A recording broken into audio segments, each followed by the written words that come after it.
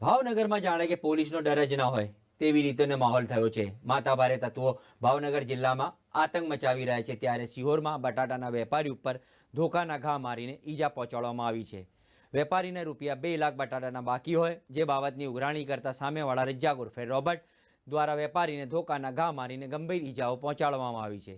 જો કે આ ઘટનામાં સિહોર પોલીસ સ્થળ પર પહોંચે અને આરોપીને પકડવા ચક્રો ગતિમાન કર્યા છે।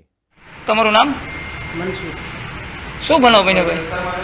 અમારે બટેટાની દુકાન છે અને મારી સામે રોબર્ટ છે ને, એ બટેટાની વાળો, તો મારી પાસેથી બટેટા લઈ જાય, પછી 2 લાખ રૂપિયા બાકીના છે અને પછી પૈસા માંગ્યા ને અને મેં બટેટાની ના પાડી, ગાળી દેવા મને બટેટા કેમ ના પાડી, તમારા બાપનો માલ છે ના છે, અને સીધો પછી આવીને દુકાને 2-3 લાફા ઠોકી દીધા અને પછી મને બહાર કાઢી પાછો થતી અને મારવા મળ્યો।